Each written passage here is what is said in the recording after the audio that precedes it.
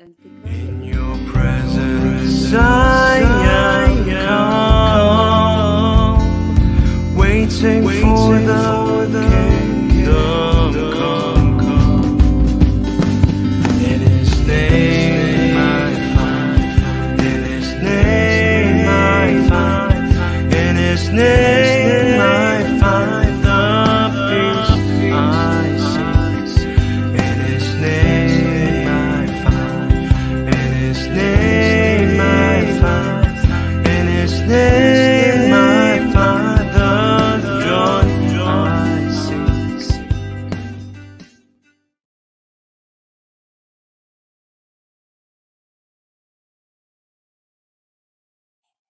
Shalom, Bapak Ibu Saudara-saudari yang dikasihi Tuhan Yesus. Selamat bergabung dalam ibadah online di Shema Adonai hari ini, Minggu tanggal 23 November 2023. Kami mengucapkan selamat malam untuk Bapak Ibu dan saudari-saudari yang berada di Indonesia. Selamat pagi untuk Bapak dan Ibu serta saudara-saudari sekalian yang berada di New York. Dan selamat sore bagi saudara-saudari, Bapak Ibu yang ada di Eropa. Puji syukur kita panjatkan kepada Tuhan kita Yesus Kristus. Kita diizinkan Tuhan untuk kembali mengadakan ibadah online di channel Shema Adonai ini. Semata-mata hanya karena kemurahan Tuhan dan kasih karunia-Nya. Demi memberitakan kebenaran firman Tuhan yang seluas-luasnya. Kita akan memulai ibadah kita hari ini dengan keyakinan bahwa pertolongan kita datang dari Allah yang telah menjadikan langit dan bumi, dan Allah yang tidak pernah meninggalkan kita, dan kasih-Nya tak berkesudahan sampai selama-lamanya. Kiranya Tuhan ada bersama kita di sepanjang ibadah kita hari ini, dan hanya namanya saja yang dimuliakan. Serta kiranya Roh Kudus saja yang memimpin kita supaya hati kita tertuju pada Tuhan. Sebelum memulai ibadah kita hari ini, kita akan mengawali dengan mengangkat pujian yang berjudul Satu Hal Yang Kurindu, yang dibawakan oleh adik kita, Adik Yanti Vesters dari Jerman. Silahkan Adik Yanti. Puji Tuhan, mari kita siapkan hati kita untuk memuji dan menyembah Tuhan. Saya yakin dan percaya kita semua yang hadir pada hari ini karena kita merindukan kehadiran Tuhan dalam kehidupan kita. Kita mau memuji Dia, kita mau menyembah Dia. Biarlah kita undang Tuhan hadir dalam hati dan pikiran kita di hari ini. Haleluya. Yesus, satu hal yang ku rindukan, ya Tuhan, selalu berada di dekat-Mu dengan senang hati, dengan senang jiwa, ku menanti di hadirat-Mu. Satu hal yang ku rindukan, ya Tuhan, selalu berada di dekat-Mu dengan senang hati, dengan senang jiwa, ku menanti di hadirat-Mu. Lebih dalam lagi ku rindukan Tuhan, lebih dari segala yang ada. Lebih dalam lagi ku cintakan Yesus, ku mengasihimu. Kita lakukan pujian dari awal dengan satu hal yang ku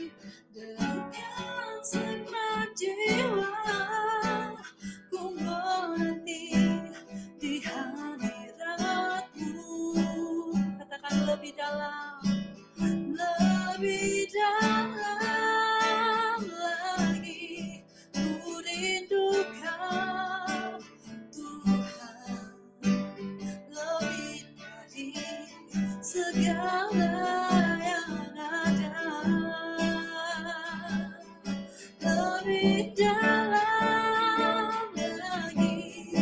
Ku cinta Kau, Yesus, ku mengasihimu,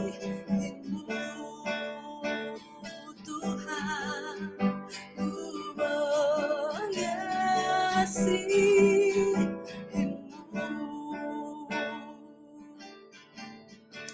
Engkaulah Tuhan kami, Engkaulah Raja kami, Engkaulah Tuhan,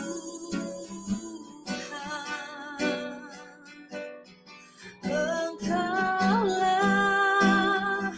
Raja. Berdaulat atas hidupku, ku berserah penuh. Engkaulah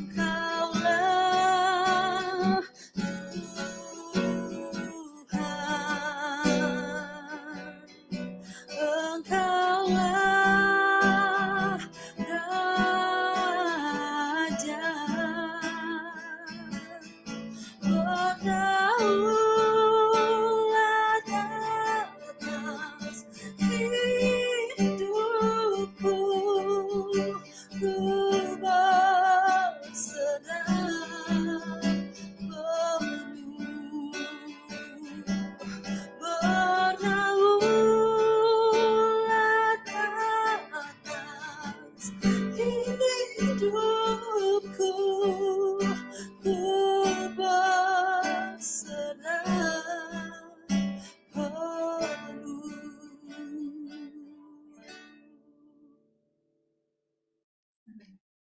Terima kasih Adik Yanti. Kita merindukan berada di dekat Tuhan. Sungguh-sungguh satu kerinduan kita ada di dalam hadirat-Nya, memuji, menyembah, serta menikmati kasih Tuhan. Selanjutnya kita akan satukan hati kita untuk bersama-sama mengangkat doa pembukaan yang dipimpin oleh adik kita Dewi Ruk dari Jerman. Silahkan Dewi. Ya, terima kasih Kak Yanti Krans. Mari Bapak Ibu, Saudara-saudara, kita bersatu dalam doa. Tuhan Yesus, kami mengucap syukur Tuhan atas kasih karunia-Mu dan berkat-Mu Tuhan, sehingga kami boleh kembali mengikuti ibadah online minggu ini di Sema Adonai. Tuhan Yesus, saat ini kami mau beribadah, kami mohon Tuhan, pimpinan dan penyertaan-Mu dari awal, pertengahan, hingga akhir, agar ibadah kami bisa berjalan dengan lancar, tanpa kekurangan suatu apapun, begitu juga dengan jaringan internet kami Tuhan, agar bisa berjalan dengan baik dan lancar dari awal, pertengahan, hingga akhir. Dan nanti Tuhan kami juga akan mendengarkan kebenaran firman Tuhan yang akan disampaikan oleh Bapak Gembala kami, Bapak Pendeta Daniel Palungan Dokter Ministry. Kami mohon Tuhan, jamah hati kami, urapi kami Tuhan, agar melalui firman Tuhan yang disampaikan oleh Bapak Pendeta Daniel Palungan, kami bisa lebih peka, taat, dan mengerti akan kehendak-Mu. Terima kasih ya Bapa, dalam nama Tuhan kami Yesus Kristus, kami sudah berdoa dan mengucap syukur. Haleluya, amin. Terima kasih adik Kak Yanti. Ya, amin. Terima kasih adik Dewi. Selanjutnya kita akan memuji Tuhan dengan pujian berikut, yaitu Kala Ku Cari Damai, yang akan dibawakan oleh adik kita Yanti Versters. Dan setelahnya saudari kita Ibu Murni Brandes yang akan membawakan pujian juga untuk firman, yaitu Kasih dari Surga. Silakan adik Yanti. Di nama Tuhan, mari kita terus untuk memuji dan menyembah Tuhan. Bersama Yesus, hati kita merasa damai. Meskipun hidup kita banyak masalah, banyak persoalan, yakin bahwa Tuhan beserta dengan kita. Haleluya. Terima kasih Tuhan.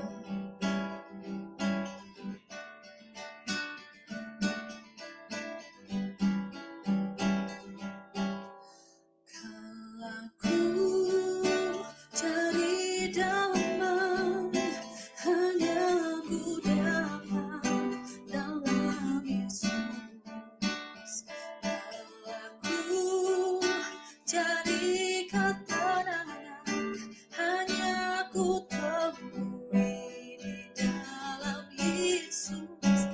Tak satu pun dapat menghiburku, tak seorang pun dapat menolongku. Hanya Yesus jawaban hidupku. Kalau ku cari damai, kalau ku cari damai, hanya ku dapat dalam Yesus. Kalau ku cari ketenangan, hanya ku temui di dalam Yesus. Tak satu pun dapat menghiburku, tak seorang pun dapat menolongku. Hanya Yesus jawaban hidupku. Katakan dengan sungguh-sungguh, bersama Dia, bersama Dia hatiku damai, walau dalam lembah kegelapan. Bersama Dia hatiku tenang, walau hidup penuh tantangan. Tak satu pun dapat menghiburku, tak seorang pun dapat menolongku. Hanya Yesus jawaban hidupku. Dengan iman katakan, bersama Dia, bersama Dia hatiku damai, walau dalam lembah kegelapan. Bersama Dia hatiku tenang, walau hidup penuh tantangan. Tak satu pun dapat menghibur.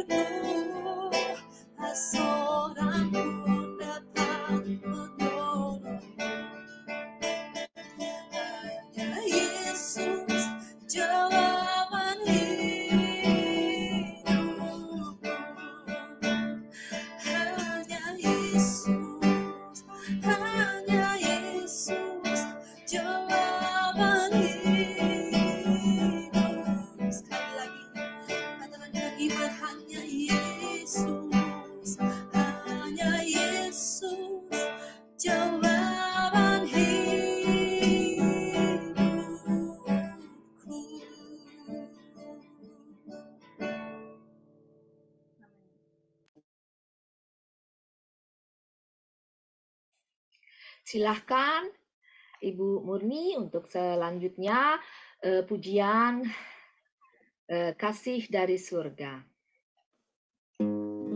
Mari kita terus ya memuji Tuhan ya. Mari kita arahkan hati kita ya. Biarlah firman nanti yang disampaikan mengalir terus di dalam hati kita.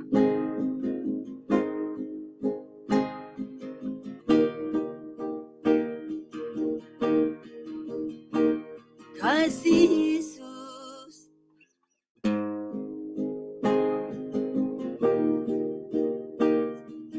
kasih dari surga memenuhi tempat ini. Kasih dari Bapa surgawi,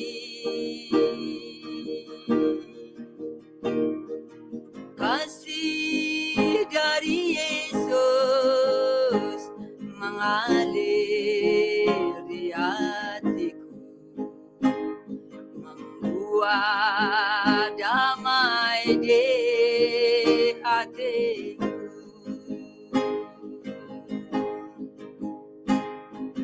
Kasih dari surga memenuhi tempat ini.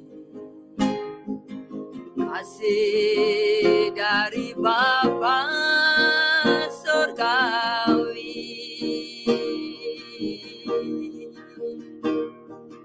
kasih dari Yesus mengalir di hatiku, membuat damai di hidupku.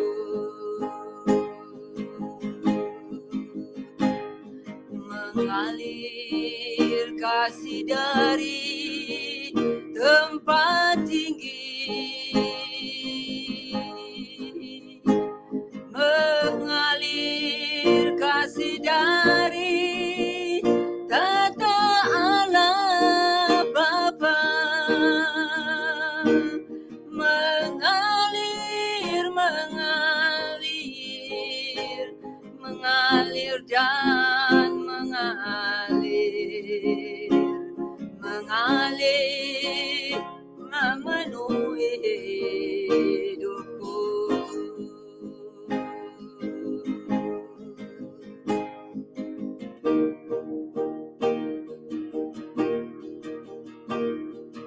Kasih dari surga memenuhi tempat ini. Kasih dari Bapa surgawi, kasih dari Yesus mengalir di hatiku, membuat damai di hidupku. Mengalir kasih dari tempat tinggi, mengalir kasih dari tata Allah Bapa, mengalir, mengalir, mengalir dan mengalir, mengalir, memenuhi hidupku.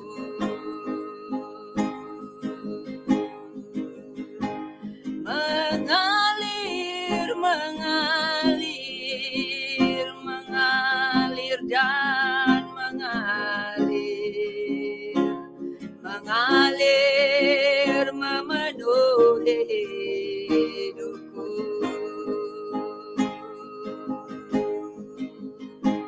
Mengalir, mengalir, mengalir dan mengalir, mengalir, memenuhi hidupku.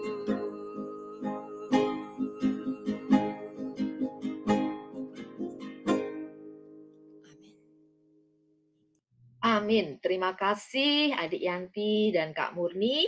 Biarlah kasih dari surga mengalir memenuhi hati kita. Kiranya kasih Bapa dari surga akan turun dan tercurah bagi kita melalui firman yang akan kita terima hari ini. Baik, mari kita siapkan diri, membuka mata hati, telinga kita untuk menerima kehadiran Tuhan, serta belajar tentang kebenaran firman-Nya yang sebentar lagi akan kita dengar. Kiranya hikmat pengertian dan kerendahan hati dikaruniakan Tuhan bagi kita sekalian. Tema hari ini adalah diperkenankan menghadap Tuhan, yang akan disampaikan oleh Bapak Pendeta kita, Bapak Daniel Palungan, Doktor Ministry. Silahkan Pak Pendeta. Mari saudara-saudara kita berdoa.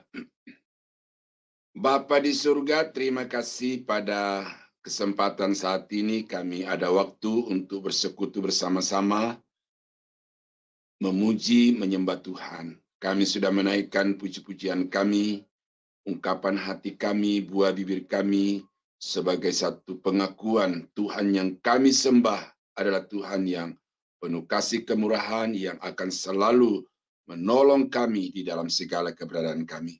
Terima kasih untuk hamba-hambamu yang Tuhan sudah pakai untuk menjadi berkat bagi kami, secara khusus untuk Bu Yanti yang dalam keadaan sakit, tetapi karena kasih kepada Tuhan, dia melayani kami pada malam ini, membawa kami masuk di dalam hadirat Tuhan. Bapa, sebentar kami akan mendengarkan firman-Mu. Kami mohon Roh Kudus kiranya menguasai segenap kehidupan kami, baik hati, pikiran, dan juga pendengaran kami, supaya tidak satu pun dari benih firman Tuhan yang akan luput dari pengertian kami. Terima kasih Bapa, kami berdoa, kami sambut firman Tuhan dalam nama Yesus, haleluya. Amin. Puji Tuhan, saudara-saudara, selamat malam Indonesia, selamat pagi Amerika, selamat sore Jerman. Tuhan Yesus memberkati. Nah, saudara-saudara yang kekasih di dalam Tuhan, topik kita pada malam ini adalah diperkenankan Tuhan. Itu topik singkatnya, tetapi judulnya adalah orang percaya yang diperkenankan menghadap Tuhan. Mengapa topik ini, saudara-saudara, saya juga bukan tidak percaya hal-hal yang mistis, tetapi memang di dalam beberapa minggu terakhir ini saya dituntun untuk mempelajari dari Alkitab tentang ibadah. Ibadah yang sejati, ibadah yang memperkenankan Tuhan, baik dari perjanjian lama maupun dari perjanjian baru. Dan salah satu yang saya dapatkan pada penggalian saya beberapa minggu terakhir ini adalah di dalam Mazmur pasal 34 ayat yang ketiga dan ayat yang keempat. Nah, ini memberikan kepada kita saudara satu pengertian, satu standar, ya, bahwa ibadah itu bukan sekedar duduk di dalam ruangan 1,5 jam atau 2 jam sekali seminggu, atau kalau orang yang cinta Tuhan 2-3 kali di dalam seminggu. Lalu dengan itu merasa dia sudah beribadah, dia sudah berbakti kepada Tuhan, oleh karena secara kuantiti dia sudah memberikan waktunya untuk berbakti kepada Tuhan. Tapi kalau kita baca Alkitab, saudara-saudara sekalian, bahwa bukan sekedar kehadiran secara fisik di dalam ruang ibadah, di dalam gereja, atau di tempat-tempat ibadah yang lain, tetapi ternyata dari dalam Alkitab itu bahwa ibadah kita yang 1,5 jam atau 2 jam itu sangat dipengaruhi oleh 24 jam kehidupan kita dalam satu hari, 7 hari di dalam seminggu. Jadi bukan hanya pada hari Minggu kemudian kita berbakti, tetapi ternyata apa yang kita kerjakan dari hari Senin sampai kepada hari Sabtu, itu sangat menentukan apakah ibadah kita pada hari Minggu itu diperkenankan Tuhan atau tidak. Nah, karena itu maka saya sangat mengharapkan melalui firman Tuhan pada malam ini, Bapak Ibu, saudara-saudara sekalian, dan khusus juga para pelayan-pelayan Tuhan untuk menyadari bahwa betapa pentingnya kita melihat ibadah itu dari segala aspek dan secara menyeluruh di dalam kehidupan kita. Nah, sebelum saya lebih jauh menguraikan, saya akan membacakan Mazmur 34 ayat yang ketiga dan 4 yang berkata, siapakah yang boleh naik ke atas gunung Tuhan? Siapakah yang boleh berdiri di tempatnya yang kudus? Itu pertanyaan. Jawabannya adalah orang yang bersih tangannya, murni hatinya, yang tidak menyerahkan dirinya kepada penipuan, dan yang tidak bersumpah palsu. Nah, jadi sudah jelas, saudara-saudara. Ini tanpa harus diuraikan lagi kalau saudara sudah biasa membaca teks-teks atau naskah-naskah itu, maka dari pertanyaan ayat yang ketiga terjawab di dalam ayat yang keempat. Cuma sangat disayangkan, saudara-saudara, bahwa banyak pengkhotbah-pengkhotbah itu yang ketika menyampaikan firman Tuhan itu tidak melihat di dalam konsep yang utuh, tetapi mereka secara sembarangan cuplik ayat sana, cuplik ayat sini, potong ayat itu, potong ayat ini, sehingga apa yang sampai kepada jemaat itu bukan pikiran dari penulis, bukan maksud daripada nats itu, tetapi pikiran dari pengkhotbah itu. Dan sangat disayangkan saudara-saudara bahwa terlalu banyak orang yang termakan oleh kefasihan berbicara pengkhotbah-pengkhotbah itu, sehingga tanpa sadar mereka digiring bukan untuk hidup memuliakan Tuhan, tetapi hidup sesuai dengan keinginan pendeta itu. Ya, saya juga baru kemarin buka satu acara kita, kebodohan sebagai musuh iman, dan itu fakta di dalam gereja Tuhan sekarang ini, bukan hanya di Indonesia, apalagi di gereja-gereja suku, tetapi juga ini melanda seluruh dunia, bahwa ada begitu banyak orang yang merasa cukup. Saya sudah datang di hari Minggu beribadah kepada Tuhan, dan saya sudah mempersembahkan kolekte, saya sudah mempersembahkan perpuluhan, memberikan juga sumbangan-sumbangan atau donasi untuk pelayanan yang lain, itu sudah cukup. Tapi saudara-saudara, pada malam ini saya mau sampaikan kepada kita, apakah yang membuat kita dapat hidup berkenan kepada Tuhan di dalam ibadah kita itu. Nah, orang yang diperkenankan Tuhan orang yang diperkenankan menghadap Tuhan di baitnya. Nah, syarat-syarat. Nah, ini ada syarat nih ya. Jadi tidak bisa asal datang, ya. Tapi syaratnya di sini bukan secara fisik, secara jasmani. Pola-pola perjanjian lama, ya, hewannya harus begini, dombanya harus begini, dan lain sebagainya. Tetapi lebih kepada sifat daripada orang-orang yang sedang beribadah itu. Dan selalu saya katakan di dalam khotbah saya atau pengajaran saya tampilkan di bawah menurut Mazmur pasal 24 ayat 3 dan 4. Jadi nats itu bagi saya adalah dasar, nats itu adalah batas, ya.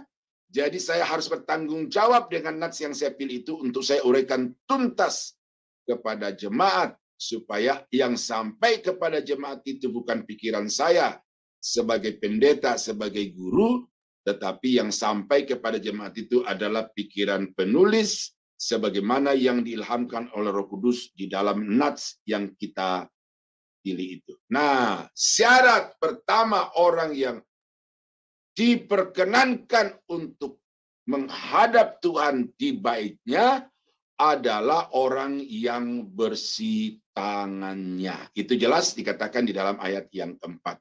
Orang yang bersih tangannya. Nah, tangan ini apa, saudara ya? Kalau kita mau makan, kita cuci, ya. Orang-orang Yahudi atau orang-orang Farisi marah kepada Yesus oleh karena murid-muridnya makan tidak membasuh tangan, gitu ya. Jadi yang membuat perbedaan antara Yesus dengan orang-orang Farisi ahli Taurat itu, kalau Yesus itu lebih kepada makna rohani, dan orang-orang Farisi itu lebih kepada hal-hal yang bersifat jasmani. Jadi kalau sudah dilihat dengan mata bagus, nah itu di mata orang Farisi ahli Taurat itu sudah ibadahnya sempurna. Tetapi di mata Tuhan, ya, bukan tangan ini yang harus dicuci dengan sabun, ya. Peraturan waktu corona harus dicuci selama 20 detik kurang lebih supaya mati kuman-kumannya. Tetapi yang bersih tangannya di sini adalah sebuah ungkapan, karena Mazmur ini adalah kitab puisi, maka tentu yang dimaksud dengan bersih tangannya di sini adalah orang-orang yang perbuatannya itu benar, orang-orang yang kelakuannya bersih di hadapan Tuhan. Itu saudara-saudara. Jadi bukan soal tangan yang dicuci dengan sabun dan lain sebagainya, tetapi ini berbicara tentang perbuatan. Jadi ibadahmu pada hari Minggu 1,5-2 jam itu tidak hanya ditentukan oleh bagaimana sikapmu di dalam ibadah 1,5 atau 2 jam itu, tetapi bagaimana seperti tadi saya katakan di awal, dari hari Senin sampai kepada hari Minggu pagi. Perbuatan-perbuatan kita itu apakah berkenan kepada Tuhan, apakah sesuai kehendak Tuhan, ataukah perbuatan-perbuatan kita itu menyakitkan hati Tuhan. Nah, Tadi saya duduk-duduk di luar, baru cucu saya bertanya pada temannya, kenapa kamu nggak pulang kampung sama Bude? Lalu dia bilang, oh nanti kalau Lebaran baru saya pulang kampung. Nah, teringat saya saudara ya, Hari Raya Idul Fitri itu, Hari Raya Korban itu terutama ya maksud saya, itu pejabat-pejabat di Indonesia itu mempersembahkan korban yang pokoknya tidak mau kalah dari yang lain gitu. Artis-artis juga mencari sapi yang paling besar, yang paling mulus, yang paling bersih, lalu kemudian dibuat konten sebelum dibawa ke tukang jagal itu. Mereka memberikan yang terbaik. Menteri-menteri, presiden mempersembahkan sapi yang terbesar. Nah, saya tidak menuduh satu orang, tetapi saya bisa pastikan bahwa pejabat-pejabat itu memberikan persembahan itu bukan dari kehidupannya yang benar, tetapi justru dari penghasilan yang korup itu. Ya? Dan ini bukan rahasia, saudara ya. Di Indonesia sedang lagi ancam-mengancam memasuki bulan-bulan politik ini, di mana banyak kepala-kepala daerah yang stres oleh karena kalau dia tidak membantu, tidak sesuai dengan apa yang diinginkan oleh tim pemenangan salah satu tim-tim itu, maka dia punya borok itu akan dibongkar. Jadi perilaku-perilaku yang korup itu disembunyikan selama 1 tahun dan nanti dianggapannya pada hari Raya Korban itu maka memberikan korban persembahan dari hewan yang paling besar punya, maka dengan itu kesalahan dosanya dihapuskan. Nah, ajaran Alkitab tidak begitu. Karena dosa tidak bisa ditutupi dengan darah binatang. Kesalahan tidak bisa dimaafkan hanya dengan memberi persembahan kepada Tuhan, tetapi bagaimana ibadah kita itu, bagaimana korban, bagaimana persembahan kita itu diperkenankan kepada Tuhan, tergantung bagaimana kita mendapatkannya dan bagaimana kita berperilaku selama sepanjang 1 minggu. Ya, di antara satu ibadah dengan ibadah yang lainnya itu. Nah, oleh karena itu Bapak Ibu saudara-saudara yang kekasih dalam Tuhan, mari kita periksa diri kita ini. Tangan kita ini apa yang dikerjakan selama 1 minggu itu. Nah, ini ada satu ayat yang patut untuk menjadi referensi. Ini juga satu ketika saya akan sampaikan ini di Sema Adonai ya. Yesaya pasal 1 ayat 15 sampai 17.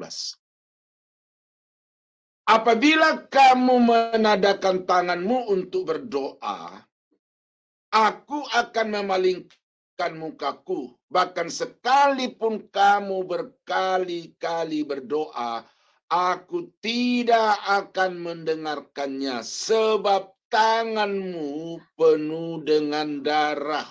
Tanganmu penuh dengan darah. Perbuatanmu adalah perbuatan-perbuatan jahat yang menyusahkan orang lain, yang menghilangkan nyawa orang lain. Dan itu menjadi penghalang ibadahmu, menjadi penghalang doamu tidak didengar, yang membuat Tuhan memalingkan muka untuk tidak memandang kepadamu oleh karena tanganmu penuh dengan darah. Nah, ayat yang ke-16. Basuhlah, bersihkanlah dirimu, jauhkanlah perbuatan-perbuatanmu yang jahat dari depan mataku. Berhentilah berbuat jahat. Belajarlah berbuat baik. Usahakanlah keadilan. Kendalikan orang-orang kejam. Belalah hak anak-anak yatim dan berjuangkanlah perkara janda-janda. Nah, jadi doa kita itu saudara-saudara dihitung Tuhan tidak hanya bagaimana kuantitas, durasi waktunya. Tidak hanya dilihat bagaimana sikap tubuh kita.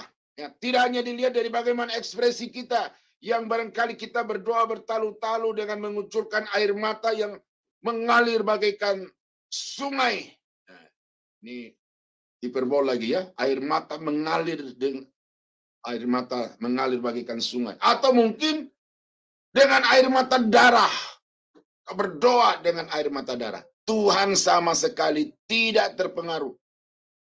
Karena yang merupakan salah satu faktor Tuhan berkenan atas ibadah-ibadah saudara adalah apakah hidup saudara itu suci? Apakah hidup saudara itu bersih dari segala kejahatan selama 1 minggu itu? Nah, karena itu maka di gereja, ya, ibadah di gereja sangat tergantung bagaimana saudara hidup di kantor. Ibadahmu di gereja sangat tergantung bagaimana hidupmu di dalam rumah tangga, di dalam keluarga, di tengah-tengah masyarakat. Kalau hidupmu di tengah-tengah masyarakat, di tengah-tengah keluarga, dan dalam meniti karir itu adalah kehidupan yang menimbulkan keonaran, maka ibadah di hari Minggu itu adalah ibadah yang menjijikkan Tuhan, akan membuat Tuhan memalingkan muka. Ya, ada satu ayat lagi yang berkata begini, Tuhan, mengapa kami berpuasa tetapi Engkau tidak mendengarkan doa kami? Lalu Tuhan bilang, engkau berpuasa memang, engkau tidak makan memang dari pagi sampai sore, tetapi gaji karyawanmu kamu tahan. Hak orang-orang kecil kamu korup. Kamu berkelahi, kamu bertengkar, berantem. Lalu kamu berkata, saya puasa. Nah, apakah puasa itu sekedar tidak makan, tidak minum? Itu sangat-sangat sempit, saudara. Jadi, puasa di dalam konteks ibadah, itu ternyata sangat dipengaruhi juga oleh bagaimana kita berperilaku terhadap orang lain, terhadap masyarakat, dan terhadap orang-orang yang ada di sekitar kita. Nah, itu yang pertama. Orang yang diperkenankan Tuhan menghadap di baitnya adalah orang yang menjaga perilaku, perbuatan-perbuatan di dalam kehidupannya. Yang kedua, syarat seseorang diperkenankan untuk menghadap Tuhan di baitnya adalah orang yang murni hatinya. Tetap di dalam ayat yang ke-24. Orang yang murni hatinya. Yang saya kasih warna itu. Orang yang murni hatinya itulah yang diperkenankan untuk menghadap Tuhan di baitnya. Nah, ini murni hatinya. Apa ini murni? Murni itu ya tanpa campuran. Pokoknya ya bersih dari segala noda dan lain sebagainya. Nah, dalam hal ibadah itu apa nih? Nah, ini ada beberapa ayat, saudara. Saya baca di dalam Yohanes pasal 6 ayat yang ke-25 dan 26. Kita melihat di situ orang-orang begitu antusias, ya, mengiring Tuhan, mencari Tuhan, duduk di bawah kaki Tuhan. Yesus pergi dari satu sisi danau ke sisi danau yang lain, itu orang-orang berjalan mengitari pantai itu lewat gunung, lewat lembah untuk akhirnya bertemu dengan Yesus di seberang danau Galilea itu. Dan ketika dia sampai bertemu dengan Yesus, apa dikatakan di dalam ayat ini? Ketika orang banyak menemukan Yesus di seberang laut itu, mereka berkata kepadanya, Rabi atau Guru, bila mana engkau tiba di sini? Yesus menjawab mereka, Aku berkata kepadamu, sesungguhnya kamu mencari aku bukan karena kamu telah melihat tanda-tanda, melainkan karena kamu telah makan roti itu dan kamu kenyang. Tuh, saudara ya. Jadi orang-orang ini datang kepada Tuhan bukan murni dengan iman yang tulus, dengan hati yang ikhlas mau berbakti, mau beribadah kepada Tuhan, tetapi karena mereka telah makan roti itu dan kenyang. Nah, saudara ingat latar belakang dari kisah ini adalah 5 roti dan 2 ikan yang dibagikan kepada 5.000 orang, belum termasuk laki-laki dan perempuan, dan limpah sampai lebih 12 bakul banyaknya. Orang melihat itu, wah ini enak nih ngikut Tuhan ini. Ternyata semua kebutuhan kita itu tercukupi. Tidak usah kerja, tidak usah susah-susah, pokoknya kita cukup ikut Tuhan, semua akan dicukupkan. Nah, karena itu mereka antusias. Nih, Tuhan menyediakan, ya, mujizat masih ada sampai sekarang, saudara. Tetapi kalau kemudian mujizat itu yang menjadi faktor utama saudara datang kepada Tuhan, berarti hatimu tidak murni. Hatimu, motivasimu tidak tulus. Hatimu tidak tulus di dalam mengiring Tuhan. Karena apa? Karena saudara mengiring Tuhan hanya untuk makan roti. Saudara mengiring Tuhan hanya untuk mendapat mujizat. Dan bukan karena telah melihat tanda-tanda dan percaya bahwa sungguh Yesus ini adalah Mesias, anak Allah yang hidup. Padahal itu yang menjadi tujuan mujizat. Tujuan mujizat bukan untuk membuat kita senang, saya sudah sembuh, saya sudah sehat, saya sudah bebas. Tetapi tujuan daripada mujizat adalah supaya kita tahu, kita percaya bahwa sungguh Yesus adalah Mesias, anak Allah yang hidup, yang berkuasa atas segala sesuatu yang ada di bak kolong langit ini dan juga yang ada di dalam surga. Nah, kalau saudara mengiring Tuhan dengan motivasi mau menyembah, mau memuji, mau mengagungkan Yesus, itulah yang disebut sebagai orang yang murni hatinya. Nah, itu jemaat ya. Nah, ini pendeta-pendeta nih. Saya mau baca di sini ayat-ayat untuk pendeta supaya saudara mesti hati-hati juga ya. Jangan terpesona dengan tampilan pendeta, tetapi saudara tidak sadar, saudara diperdaya ya, diperdaya oleh pendeta-pendeta dengan ya, inilah Mika 3:5. Beginilah firman Tuhan terhadap para nabi. Ini para nabi-nabi. Tentu nabi-nabi di sini bukan nabi benar, tetapi ini nabi-nabi yang mengaku-ngaku diri nabi. Yang menyesatkan bangsaku. Nah, ini. Yang apabila mereka mendapat sesuatu untuk dikunyah, maka mereka menyerukan damai. Wah, ini kalau datang ke rumah orang kaya, waduh, Tuhan memberkati luar biasa ya. Tuhan ajaib ya. Akan diberkati rumah ini berlimpah-limpah karena ada sesuatu yang dikunyah di dalam mulut. Nah, tetapi terhadap orang yang tidak memberi sesuatu ke dalam mulut mereka, wah, ini hanya sekadar Pak Pendeta terima kasih ya, puji Tuhan, kiranya Tuhan memakai Bapak berlipat kali ganda. Hanya itu, tidak ada sesuatu yang dikunyah dalam mulut, maka apa? Mereka menyerukan perang. Mereka cari ayat untuk memukul jemaat. Mereka cari ayat untuk menembak dosa-dosa daripada jemaat itu. Karena apa? Tidak peduli lo mau datang, lo mau pergi, tidak ada urusan karena tidak ada sesuatu yang kau berikan. Tetapi kalau orang kaya harus diservis. Orang kaya harus duduk di tempat duduk yang the first class. Supaya mereka nyaman, mereka sukacita. Dan tidak boleh membongkar dosa. Karena kalau mereka pergi, maka penghasilan pendeta akan berkurang. Nah, itu yang banyak terjadi, saudara. Jadi pendeta-pendeta termotivasi dengan hal-hal duniawi, dan karena itu mereka tidak berani untuk menyampaikan firman Allah itu secara murni, konsekuen, dan apa adanya. Ya. Roma pasal 16 ayat 17-18. Tetapi aku menasihatkan kamu, saudara-saudara, supaya kamu waspada terhadap mereka yang bertentangan dengan pengajaran yang telah kamu terima, menimbulkan perpecahan dan godaan.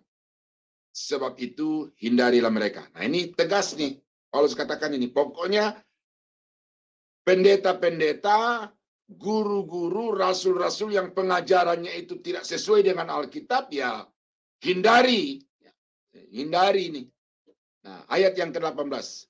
Sebab orang-orang demikian tidak melayani Kristus Tuhan kita, tetapi melayani perut mereka sendiri. Dan dengan kata-kata mereka yang muluk-muluk dan bahasa mereka yang manis, mereka menipu orang-orang yang tulus hatinya.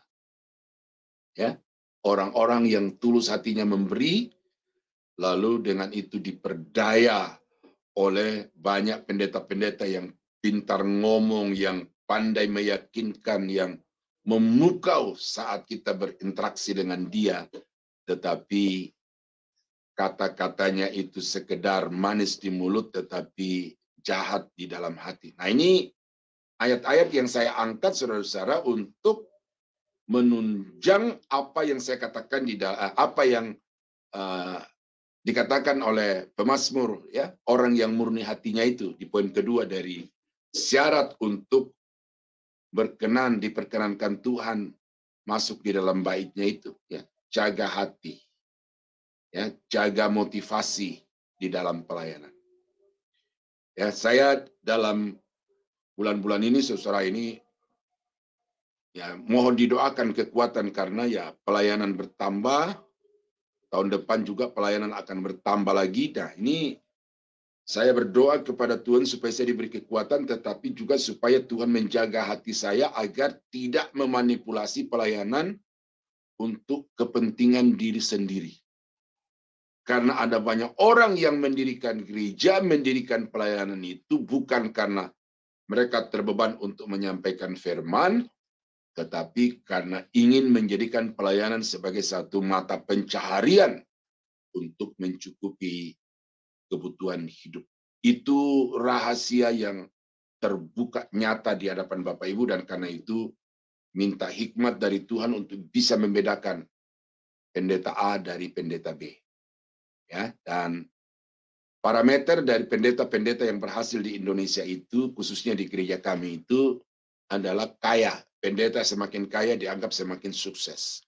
Pendeta semakin populer dianggap semakin sukses. Pendeta semakin banyak jemaatnya dianggap semakin sukses. Padahal apa yang tampak di luar itu sama sekali tidak mempengaruhi pikiran Tuhan.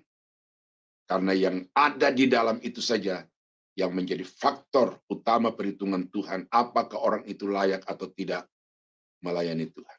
Nah, itu yang kedua, saudara. Ya, jadi orang yang diperkenankan menghadap Tuhan di dalam baitnya adalah orang-orang yang hatinya bersih dari segala motivasi dan tujuan-tujuan yang salah di dalam berbakti, beribadah, dan melayani serta mengiring Tuhan. Yang ketiga, orang yang diperkenankan menghadap Tuhan di dalam baitnya syaratnya adalah orang yang jujur. Orang yang hidup jujur. Ayat 4 bagian C. Orang yang tidak menyerahkan dirinya kepada penipuan. Orang yang tidak memanfaatkan situasi, tidak memanipulasi profesi, tetapi orang-orang yang betul-betul bekerja melakukan sesuatu sesuai dengan maksud tujuan dari sesuatu itu dan dengan kapabilitas yang ada pada dirinya. Ada banyak orang, saudara, ya, teman saya nih, ya, setiap pekerjaan itu diambil. Mau pekerjaan bisnis, mau pekerjaan politik, apalagi di tahun-tahun politik sekarang ini tuh dia, pokoknya dia terobos sana sini, karena memang dia orangnya pandai bergaul. Setiap anggota-anggota dewan itu dia tangkap itu. Bagaimana supaya bisa dipertemukan dengan orang-orang. Tetapi saya bisa membaca apa maksud dari orang ini. Karena saya melihat tidak etis. Partai A datang, dia terima. Partai B datang, dia terima. Partai C datang, dia terima. Jadi, semua partai yang penting fulus. Yang penting, orang Manado bilang, doi, hepeng, kata orang Sumatera Utara. Nah, jadi orang-orang ini, saudara, memanipulasi situasi. Nah, kemudian hari Minggu, dia melayani Tuhan. Dia berkata, kita harus takut Tuhan. Kita harus jujur melakukan sesuatu. Nah, ini, saudara. Tampilannya ya pakai jas, pakai dasi kupu-kupu. Hitam putih bajunya, dasi kupu-kupu ya. Warna biru tua gitu ya. Sehingga tidak bisa dibedakan mana pendeta, mana resepsionis hotel gitu. Tapi itulah, saudara, kenyataan. Dan jemaat itu ya cuek aja, bodoh-bodoh aja. Pokoknya yang penting saya sudah datang, menyetor muka, menyerahkan kolektif. Saya sudah mempersembahkan sesuatu untuk Tuhan. Ini sekarang saya mau kasih tahu ini kepada saudara bahwa Tuhan tidak melihat apa yang ada di luar, tetapi bagaimana kejujuran di dalam melakukan segala sesuatu. Saya diminta oleh teman-teman untuk mengajar mata kuliah ini, mata kuliah itu. Dipikir teman-teman ini serba bisa, serba pintar gitu. Saya selektif juga, saudara, di dalam menerima mata kuliah. Tidak bisa semua mata kuliah saya ajarkan. Karena kalau hanya dengan bergelar dosen kemudian masuk kelas baca diktat dan tidak ada penguasaan terhadap materi itu sudah menipu. Menipu, dan bagi saya itu membuat saya stres di dalam kelas kalau saya menyajikan suatu materi yang saya sendiri tidak menguasai. Tetapi ada dosen-dosen yang pokoknya yang penting saya sudah baca diktat ya. Lu mau ngerti mau enggak ya pokoknya saya sudah sajikan gitu. Jadi ada banyak dosen-dosen yang diktat, otaknya sebatas diktat. Nah kalau saya saudara, saya hanya mau mengambil satu materi untuk saya ajarkan kalau saya sungguh yakin bahwa materi itu saya pahami dengan benar, walaupun tidak sempurna tetapi tidak bertentangan dengan yang lainnya. Nah, jadi karena itu maka kejujuran di dalam melayani Tuhan itu sangat penting. Kejujuran di dalam mengiring Tuhan itu sangat penting. Mazmur 32 ayat 11, saya bacakan ini. Sampai pasal 31 ayat 1. Bersukacitalah dalam Tuhan dan bersorak-soraklah hai orang-orang benar. Bersorak-sorailah hai orang-orang jujur. Bersorak-sorailah hai orang-orang benar dalam Tuhan. Sebab memuji Tuhan itu layak bagi orang-orang jujur. Datang di hadirat Tuhan, datang di kaki Tuhan, datang di bait suci Tuhan itu layak bagi orang-orang yang hidup benar dan orang-orang yang hidup jujur di hadapan Tuhan dan sesama. Nah, soal kejujuran ini, saudara, tidak ada yang tahu. Suami tidak tahu, istri tidak tahu, pendeta apalagi gitu ya. Karena itu maka soal hati, soal kejujuran saudara itu ya, saudara sendiri yang dapat mengukur sejauh mana saya telah jujur di hadapan Tuhan. Seperti kalau saya berkata tadi itu kepada saudara itu, hati saya juga mempertanyakan sejauh mana engkau dapat mempertanggungjawabkan kata-katamu itu. Jadi di dalam diri saya itu ada semacam tanya jawab, ada diskusi dalam diri saya sendiri. Jadi ini penting supaya ketika saudara datang di hadapan Tuhan itu, saudara datang dengan penuh sukacita, oleh karena hati nuranimu itu tidak menuduh, kata Petrus. Kita datang dengan berani menghadap Tuhan, mengangkat muka untuk menatap Tuhan, karena hati nurani kita itu tidak menuduh dengan segala kesalahan-kesalahan yang kita perbuat. Mazmur 50 ayat 23, siapa yang mempersembahkan syukur sebagai korban, ia memuliakan aku. Siapa yang jujur jalannya, siapa yang jujur hidupnya, keselamatan yang dari Allah akan kuperlihatkan kepadanya. Jadi, betapa penting seorang Kristen itu harus hidup jujur, karena sejauh mana dia jujur, sejauh itulah Tuhan akan memperkenankan dia menghadap di dalam baitnya. Ya, ini saya kutip, saudara, ini pernyataan dari Basuki Cahayapurnama atau Ahok. Ketika dia menjabat sebagai gubernur DKI itu, dia berkata begini, orang Kristen itu hari Senin sampai hari Sabtu dia menipu manusia. Dan hari Minggu dia menipu Tuhan.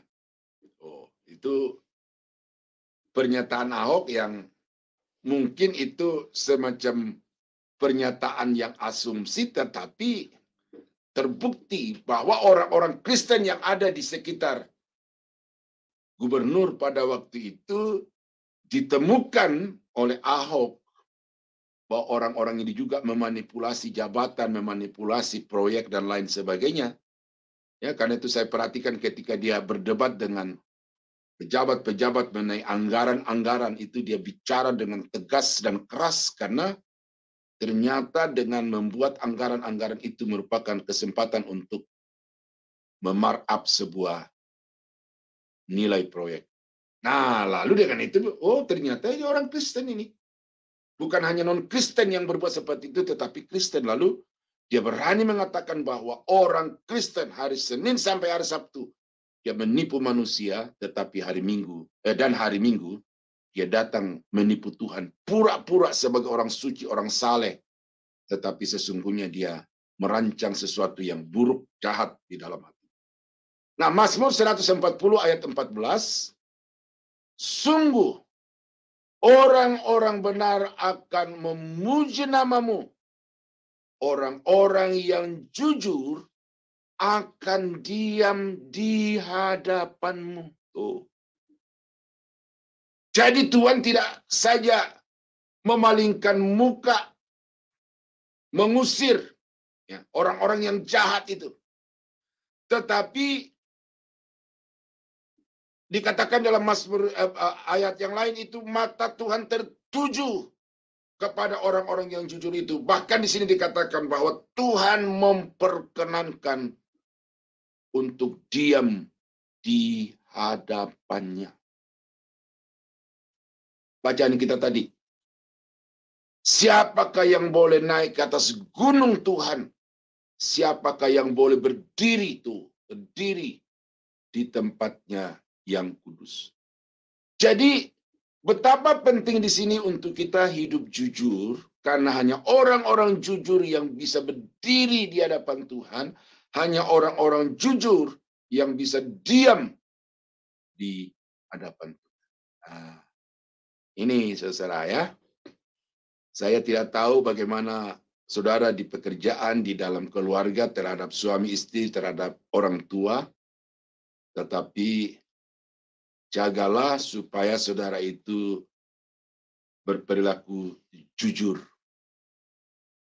Walaupun orang tua, walaupun teman kerja saudara tidak tahu, tetapi ingat, Tuhan melihat hati dan karena itu dia tahu apa yang ada di dalam hatimu.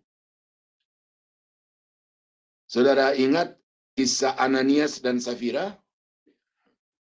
Jadi Ananias dan Safira ini masuk di dalam komunitas Kristen di awal-awal kekristenan itu, dan dia juga mau berbuat seperti apa yang dilakukan oleh orang-orang Kristen yang tulus di dalam, seperti Kisah Rasul pasal 2 itu.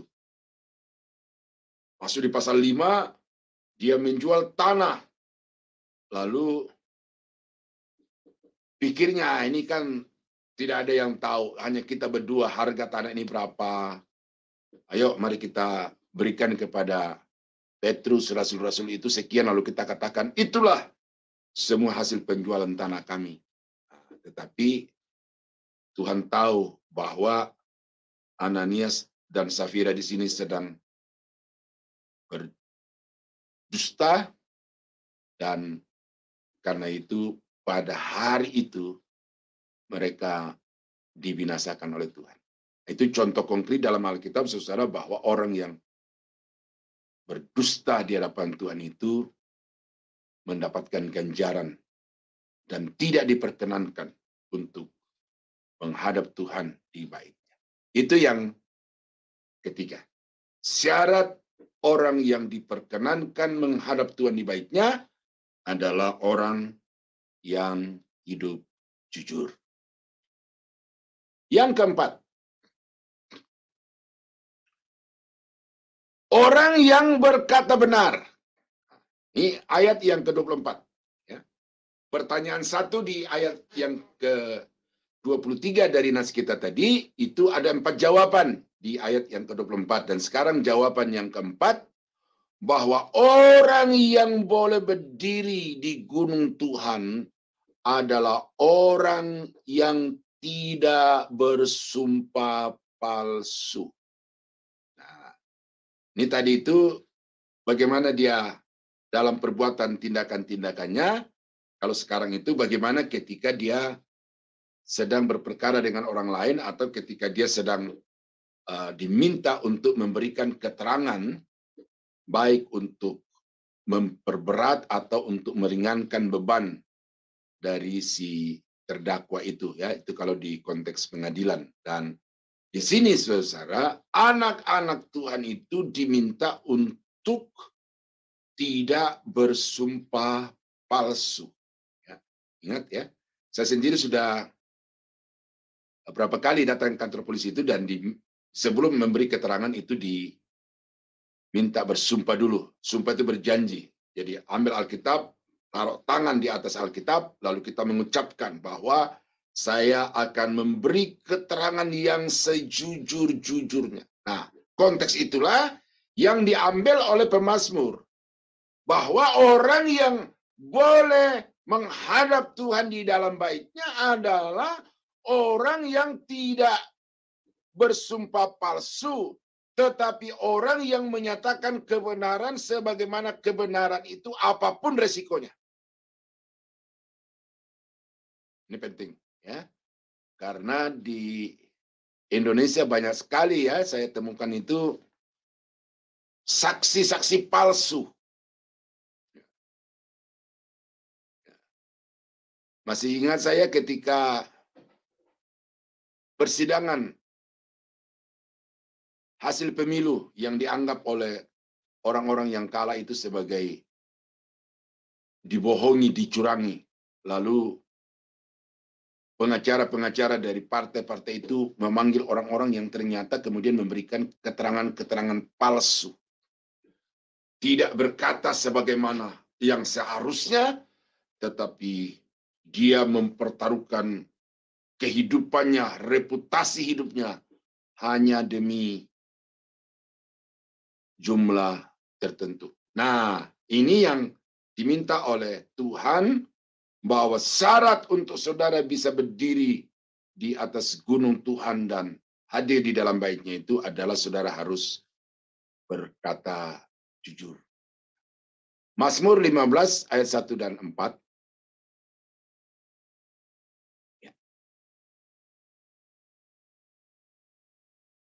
Mazmur Daud. Tuhan, siapakah yang boleh menumpang dalam kemahmu? Siapakah yang boleh diam di gunungmu yang kudus? Nah, jawabannya yaitu orang yang memandang hina orang yang tersingkir, yaitu Saul yang telah ditolak oleh Tuhan, tetapi memuliakan orang yang takut akan Tuhan, yaitu Daud sebagai raja yang akan memimpin bangsa Israel sesudah Saul. Lalu yang berikut adalah orang yang berpegang pada sumpah walau rugi. Itulah orang yang boleh menghadap Tuhan di baitnya, orang yang berpegang pada sumpah walaupun rugi. Nah, kadang-kadang saudara berkata benar itu ya tidak gampang. Saya bukan yang tertua sekarang ini dalam generasi kami, dalam keluarga, ya. Karena bapak saya dulu waktu masih hidup itu dia anak bungsu. Tetapi setiap ada masalah yang berkaitan dengan keluarga, baik di dalam keluarga maupun eksternal keluarga itu, bapak saya yang tampil untuk menyelesaikan masalah internal, lalu mewakili keluarga secara eksternal kalau ada masalah-masalah. Nah, mungkin keluarga ini yang generasi kami ini sekarang ini melihat saya, kewibawaan dari bapak saya itu lalu ada masalah. Ya, ini biasanya kan permasalahan antar saudara bersaudara itu ya warisan orang tua itu. Nah, saya diminta untuk menyelesaikan masalah itu di antara keluarga kami, sepupu-sepupu saya itu yang. Nah, ini bagaimana ini? Apakah saya mau bela kakaknya atau mau bela adiknya? ya bagi saya ya itu masalah. Karena saya tidak mungkin membela kakaknya lalu menyakiti adiknya. Kedua-duanya saudara saya. Nah, karena itu saya berkata sama mereka bahwa setiap harta itu ada tempatnya, setiap harta itu ada jalurnya, ada jalannya. Tidak ada harta yang tidak bertuan, tidak ada harta yang datang tanpa jalan. Nah, itu, tapi dalam bahasa daerah saya sampaikan itu. Jadi karena itu maka yang kita mau telusuri adalah dari mana datangnya, melalui siapa dan kepada siapa. Dan kalau kita sudah temukan itu, maka tidak boleh lagi ada yang berkeras kepala untuk mengklaim bahwa itu punya saya, itu milik saya. Tetapi harus dengan rela, merelakan, memberikan kepada yang berhak. Karena dari mana datang dan kepada siapa dia diberikan. Nah, jadi saudara-saudara akhirnya ya saya menyelesaikan masalah itu ya walaupun sampai sekarang ini mereka belum tuntas dalam hati, tetapi saya sendiri itu bersih karena tidak memihak kiri kanan. Nah ini, jadi saya tidak mengorbankan saudara yang satu untuk menguntungkan yang lain, tetapi saya berpihak kepada kebenaran sebagaimana yang saya komitmenkan, dan walaupun mereka bersikap itu kepada saya seperti apa yang mereka pikirkan, tetapi saya sendiri telah mengambil konsekuensi itu dengan berani mengatakan ya di atas ya, tidak di atas tidak. Seperti Matius pasal 5:36-37. Janganlah juga engkau bersumpah demi kepalamu, karena engkau tidak berkuasa memutihkan atau menghitamkan sehelai rambut pun. Jika ya, hendaklah kau katakan ya, jika tidak, hendaklah kau katakan tidak. Apa yang lebih daripada itu berasal dari si jahat. Nah, jadi saudara ini kalimatnya singkat, kalimatnya sederhana, tetapi sangat-sangat penting untuk Bapak Ibu memperhatikan, karena kalau tidak, maka saudara tanpa sadar itu berada di bawah kuasa si jahat.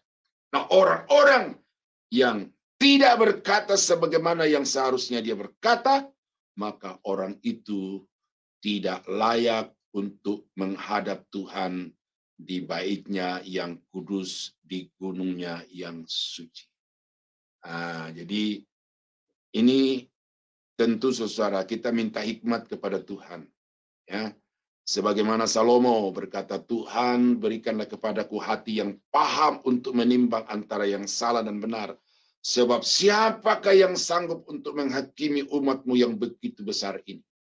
Ini permintaan yang sangat hakiki yang diminta oleh Salomo kepada Tuhan di awal-awal pemerintahannya sebagai raja atas Israel. Supaya Tuhan memberikan kepadanya hati yang paham menimbang perkara yang benar dan perkara yang salah. Kemudian dia menegakkan kebenaran dan memberi konsekuensi kepada kesalahan. Nah, saudara dan saya itu harus mencontoh, meneladani apa yang dilakukan oleh Salomo dan apa yang diperintahkan oleh Yesus ini. Berkatalah ya di atas ya, tidak di atas tidak, karena selebihnya berasal dari iblis. Nah, ini saya sebagai pendeta, saudara ya, ini saya terus-menerus memasang pagar ini ya di sekeliling kepala saya, supaya jangan sampai saya menyampaikan sesuatu kepada jemaat, kepada mahasiswa itu yang tidak semestinya. Nah, saudara, pokok-pokok yang saya sampaikan kepada Bapak Ibu pada malam ini, 4 pokok syarat untuk bisa berkenan kepada Tuhan itu bukan dari pikiran saya. Saya tidak comot dari kejadian, dari wahyu, dari mana-mana. Tetapi saya ambil dari nats yang kita pilih tadi itu. Mazmur pasal 34, 23, 20. Tidak ada yang bisa menggugat ini. Tidak ada yang merasa disinggung, tidak ada yang merasa ditembak. Karena apa yang saya sampaikan, semuanya bersumber dan ada di dalam nats yang kita pilih. Dan saudara-saudara, kalau mau supaya saudara diperkenankan Tuhan menghadap Dia, kalau saudara mau supaya ibadah saudara itu berkenan kepada Tuhan, maka jagalah perbuatanmu. Jagalah segala tindak tandukmu.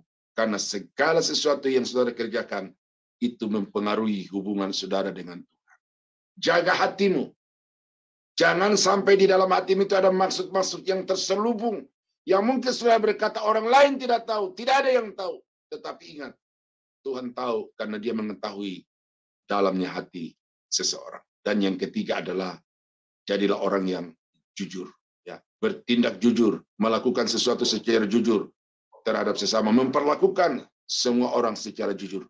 Dan yang keempat adalah, berkatalah benar. Jangan memanipulasi situasi, kondisi untuk kepentingan sendiri, tetapi nyatakan apa yang seharusnya nyatakan yang sesuai dengan kebenaran firman Tuhan.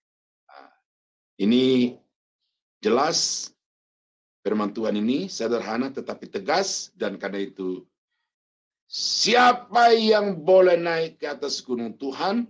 Siapa yang boleh berdiri di tempatnya yang kudus? 1, orang yang bersih tangannya. 2, orang yang murni hatinya. 3, orang yang tidak menyerahkan dirinya kepada penipuan. Dan yang keempat, orang yang menyatakan kebenaran dengan kata-katanya. Kiranya Tuhan menolong, Tuhan menguatkan saudara dan saya untuk bisa bersikap seperti yang dinyatakan oleh pemazmur dari nats yang kita baca pada malam ini. Mari kita tunduk kepala, kita berdoa. Bapa di surga, terima kasih malam ini kami sudah mendengarkan firman Tuhan yang memberikan kepada kami ketentuan apa yang harus kami penuhi supaya kami layak untuk datang menghadap Tuhan di dalam setiap ibadah kami, juga di dalam setiap doa-doa permohonan kami. Bapa, terima kasih untuk firman Tuhan yang begitu jelas dari Mazmur 34, 23, 24.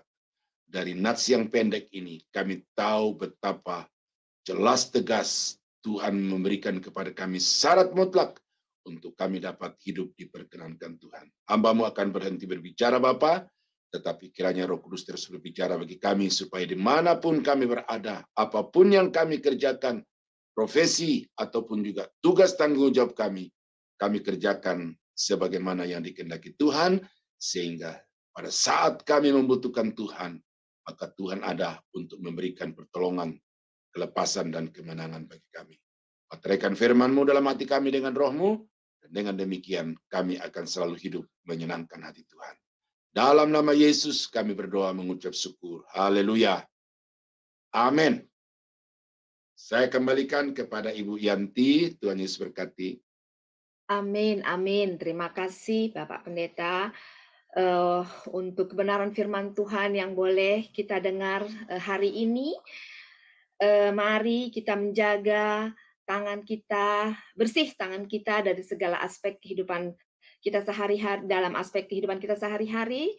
Mari kita memurnikan hati kita saat kita datang kepada Tuhan. Mari kita berlaku jujur, hidup benar, bersihkan hati kita. Mari kita memohon hikmat dari Tuhan untuk dapat melihat kebenaran firman Tuhan yang disampaikan oleh para pendeta kita, supaya kita tidak tersesat. Kiranya Tuhan memberikan hikmat juga supaya kita dapat melihat itu semua. Dan kiranya ya, firman hari ini boleh kita menjadikan pelajaran dan kita jadikan kompas dalam kehidupan kita sehari-hari. Berikut adalah pengumuman dari Sema Adonai yang akan disampaikan oleh saudari kita Ibu Aling. Silahkan Ibu Aling. Ya, baik, terima kasih Ibu Yanti. Baik Bapak Ibu sekalian, saya akan membacakan persembahan. Ya. Baik Bapak Ibu sekalian yang terkasih dalam Kristus, persembahan dapat diberikan melalui Bank BCA dengan nomor rekening 7890 232871 atas nama Petra AXX CXXX XXXXX dengan contoh sebagai berikut.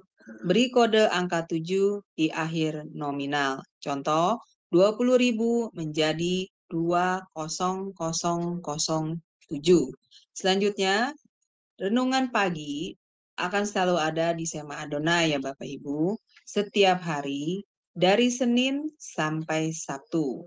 Dimulai dari jam 5.30 pagi dan dilayani oleh hamba-hamba Tuhan yang memberkati. Jadi mari Bapak Ibu sekalian bergabung dengan renungan pagi dari Sema Adonai. Baik, terima kasih atas perhatiannya. Tuhan berkati.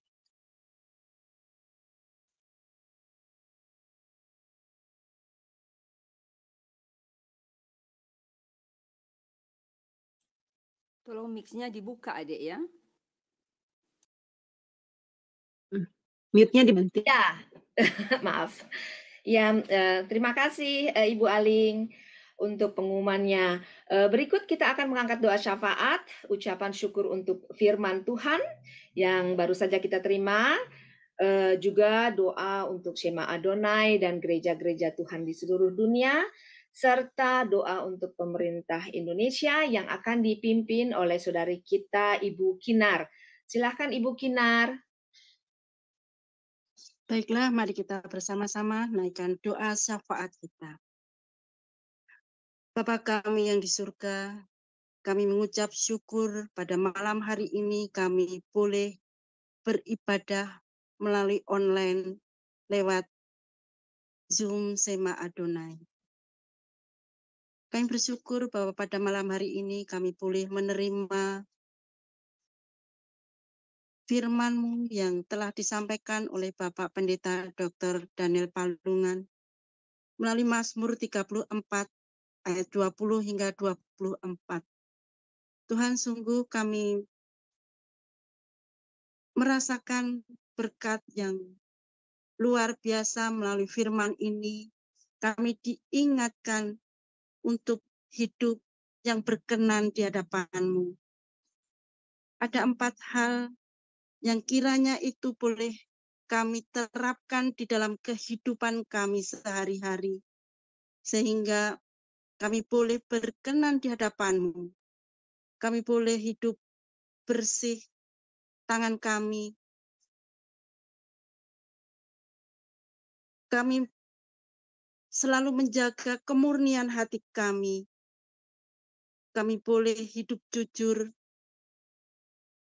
dan kami berkata benar di dalam lisan kami, di dalam hati kami, dan pikiran kami. Kami tahu Tuhan bahwa dengan kekuatan kami tahu kami tidak akan mampu melakukan 4 hal ini. Tetapi dengan kasih, kekuatan, perkenan dari Tuhan, kami percaya setiap kami mampu melakukannya. Sehingga di dalam setiap kehidupan kami, setiap langkah hidup kami, pikiran kami adalah untuk kemuliaan nama Tuhan. Bapak, kami berdoa terkhusus untuk Bapak Pendeta Dr. Daniel Palungan. Kiranya Tuhan senantiasa memberkati dan melimpahkan berkat kepada Bapak Daniel Palungan dan keluarganya. Engkau berkati pelayanannya, Engkau berkati pekerjaannya sebagai dosen dan sebagai pemberita Injil.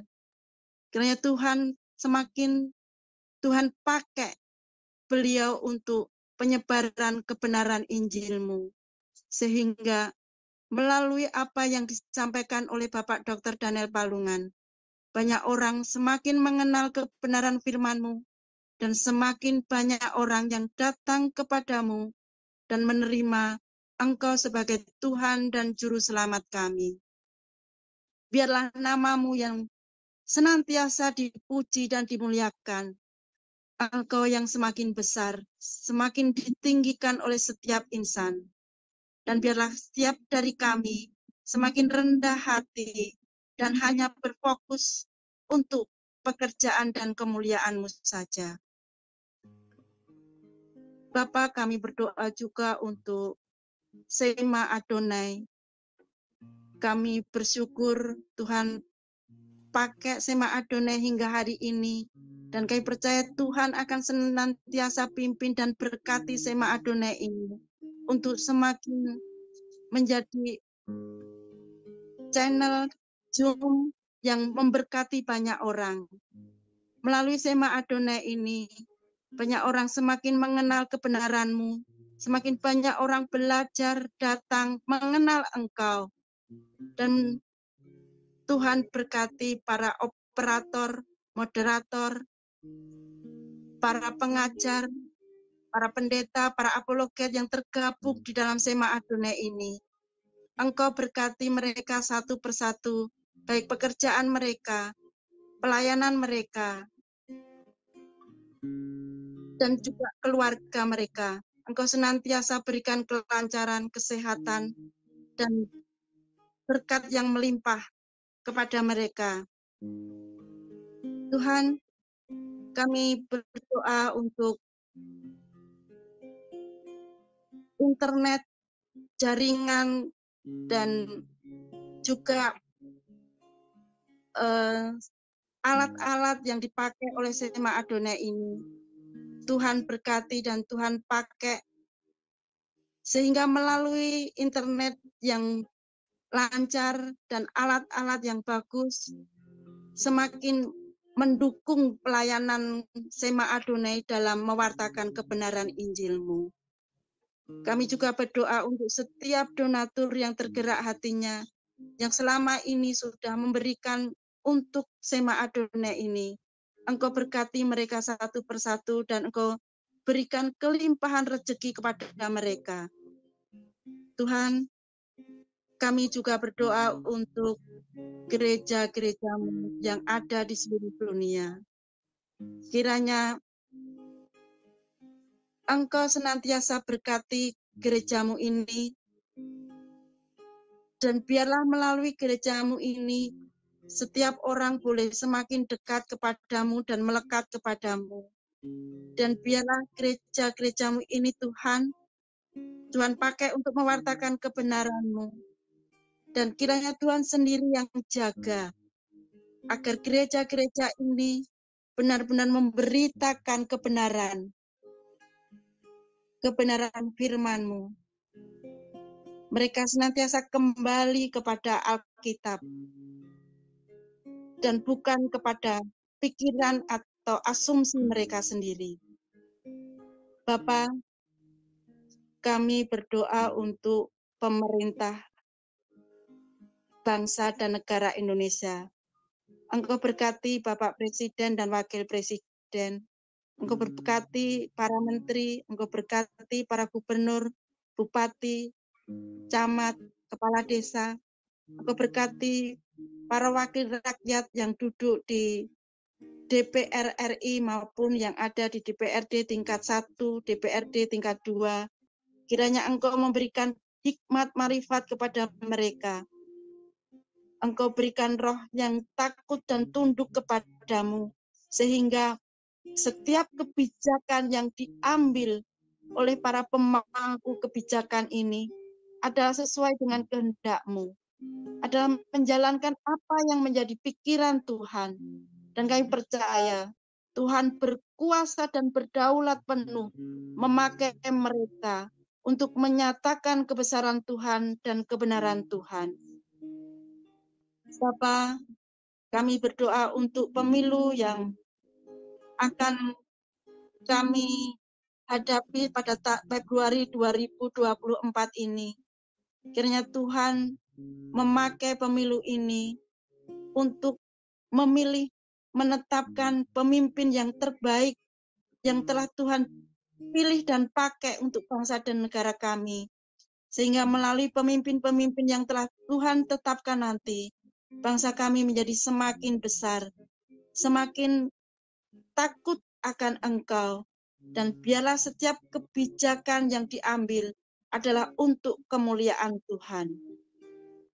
Bapa, kami berdoa untuk saudara-saudara kami seiman yang ada di seluruh dunia, terutama saudara-saudara kami yang tergabung di Sema Adonai ini, yang berasal dari berbagai negara, yang ada di Jerman, yang ada di Amerika, yang ada di Malaysia, ataupun yang dimanapun mereka berada.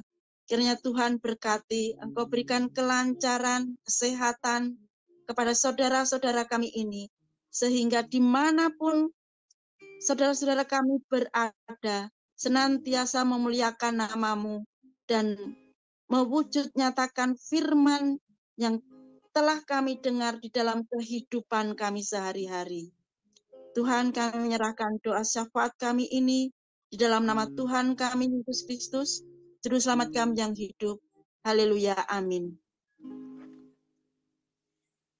Amin. Terima kasih Ibu Kinar untuk doa syafaatnya. Selanjutnya kita akan memuji Tuhan dengan pujian terakhir untuk ibadah kita hari ini, yaitu puji haleluya yang akan dibawakan oleh saudari kita Ibu Murni. Silakan Ibu Murni. Salam, terima kasih Adik Yanti ya. Mari saya ajak kembali untuk memuji Tuhan ya. Dimanapun Ibu Bapa berada, mari kita angkat pujian. Kita tahu bahwa Allah kita Allah yang baik. Ayo, mari muji Tuhan ya. Puji haleluya, puji haleluya, puji haleluya,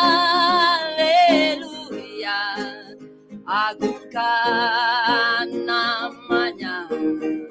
Puji haleluya, puji haleluya, puji haleluya, agungkan namanya.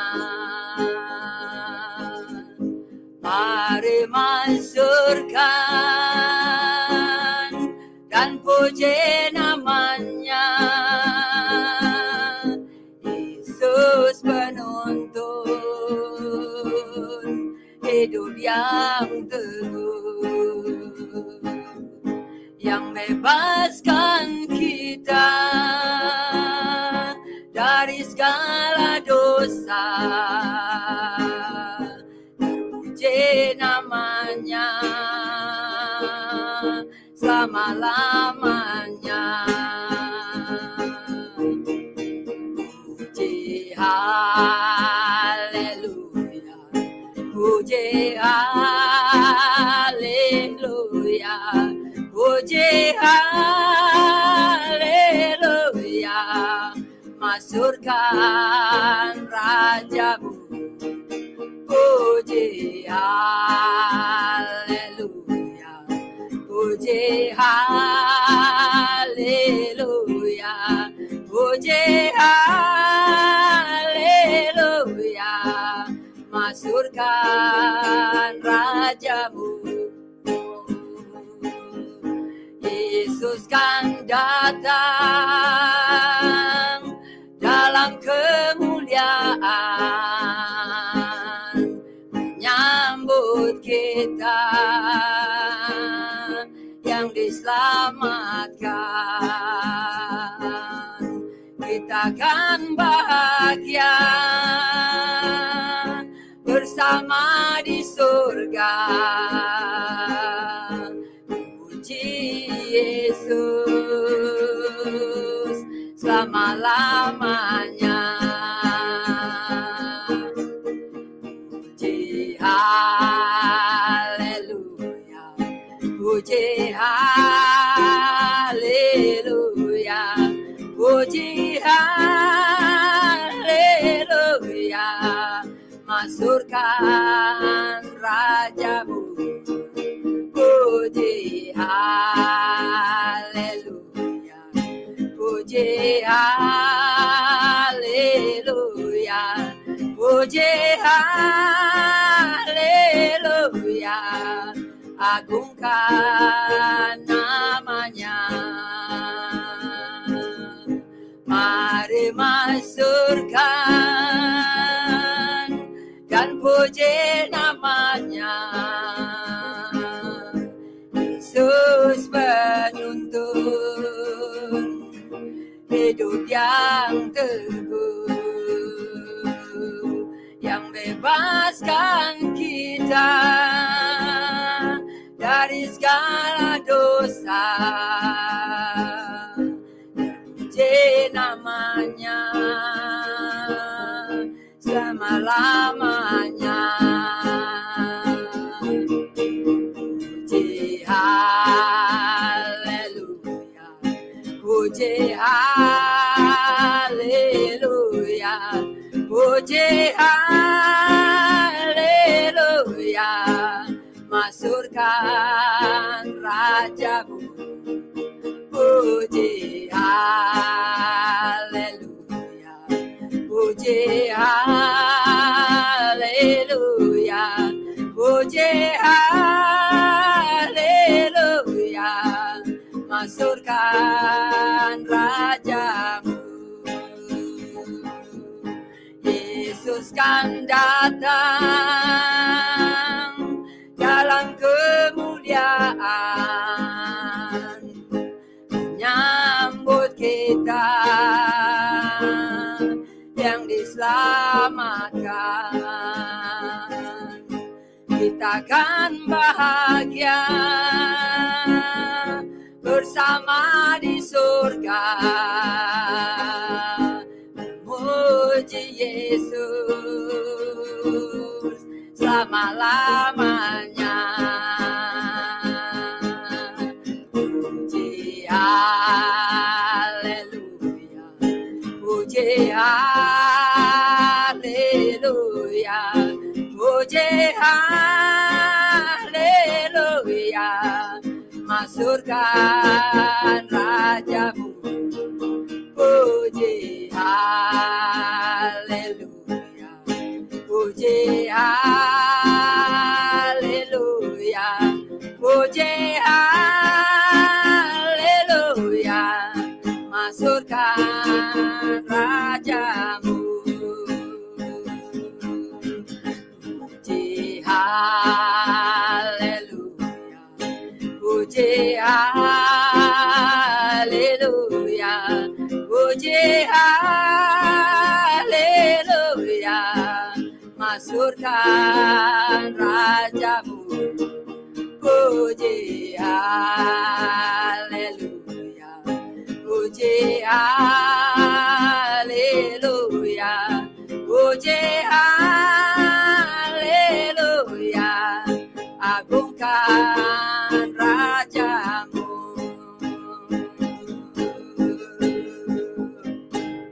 Amin.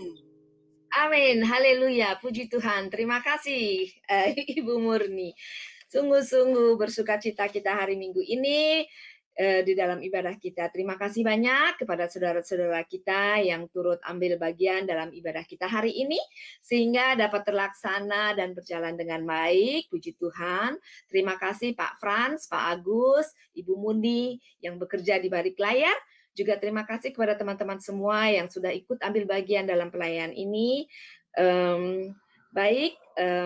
Itu pembawa doa pembukaan oleh Adik Dewi, juga doa syafaat dan pembawa puji-pujian. Dan terima kasih tentunya kepada Bapak Gembala kita, Bapak Pendeta Daniel Pulungan, Dokter Ministry untuk pelayanan dan penyampaian kebenaran firman-Nya hari ini. Kiranya kita semua boleh terus diasah oleh Tuhan seperti bejana, dan kita boleh semakin berkenan di hadapan Tuhan. Amin. Mari saudara-saudara yang dikasihi Tuhan, kita terima berkat Tuhan yang akan diberikan melalui Bapak Pendeta kita, Bapak Daniel Palungan. Silahkan Bapak Pendeta. Bapak, terima kasih karena Tuhan sudah memberkati ibadah kami.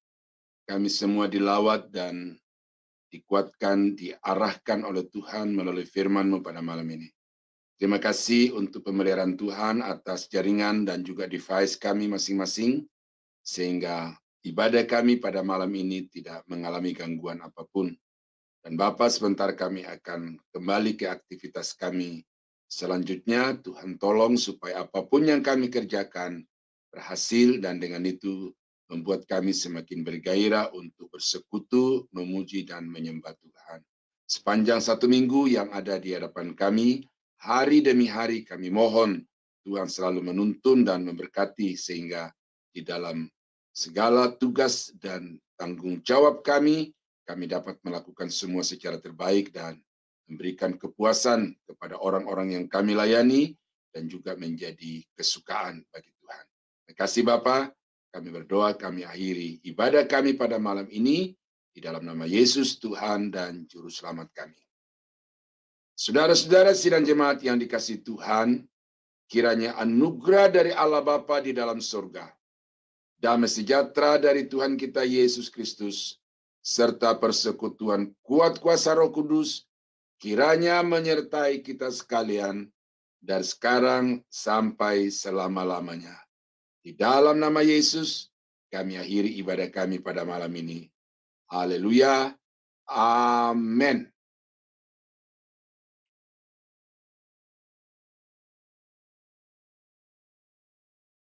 Di mute itu Bu Yanti.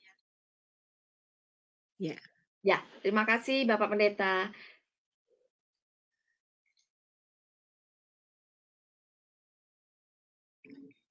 Baik, dengan berakhirnya kita punya ibadah hari ini, sampai ketemu di minggu depan ya Bapak Ibu.